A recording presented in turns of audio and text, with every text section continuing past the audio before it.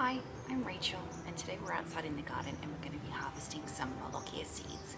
So this Molokhia, or Egyptian spinach, was originally purchased. The seeds were purchased from my farm Dubai. My farm Dubai has a great range of local seeds. They grow here locally and they're very much acclimatized to our weather. So I was able to grow this Molokhia for the first time over our summer this year. It grew really well. We harvested the greens. I really enjoyed the flavour, so I'll definitely continue growing it in the garden, and it's a great one to have over summer because it does well in the heat. But it's gone to flower and then it's produced some seed pods. So today I'm going to be cutting these from the garden and getting a final harvest of the Molokhia leaves, and also collecting the seed pods so that I can replant. Let's take a look. Okay, so here you can see the Molokhia, or Egyptian spinach, and if you have a close look you can see these seed pods. So inside the seed pods, of course, is the seeds. These ones have dried out and this one is not quite ready, but I want to pull this out now, and I've actually already planted some sunflowers. These have germinated a week or so ago. So I now need to remove this Molokhia to allow the sunflowers to grow and take over this spot. Succession planting like this, where you already replant another crop in the same space, is a great way to make sure that you're really utilizing your garden and that you're getting the maximum you can from your harvests. Intercropping and succession planting, like I have here with these sunflowers, is a great way to ensure that you're getting the most from your small space garden and getting the most crops that you can.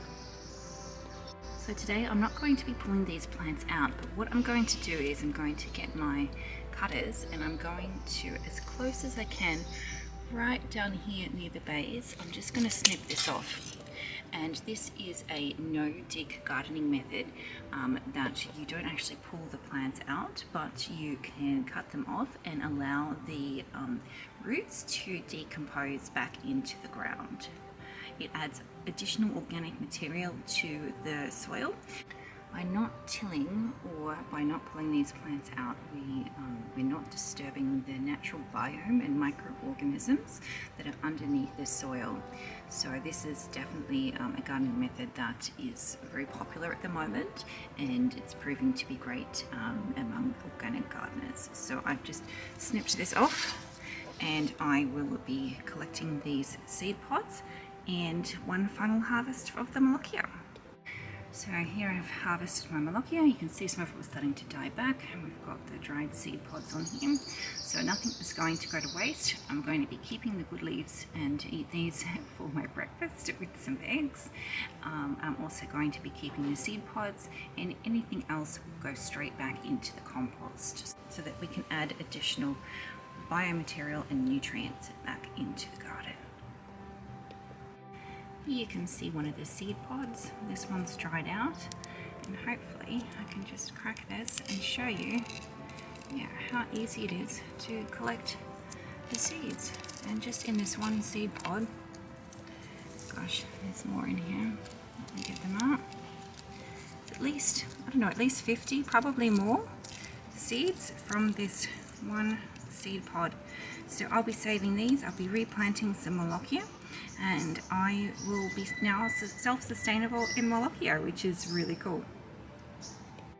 Okay, so I finished the harvest. I've got my bowl of Molokhia leaves. I'll give them a good rinse, and that's going to be my breakfast. I've also got this bowl of seed pods. Some of them aren't quite dried out yet, so I'll leave them for a bit. I've got so many seeds already here, which is very cool.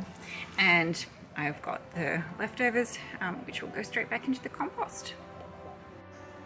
I hope this has shown you just how easy it is to be more self-sustainable in the garden. Until next time, happy gardening.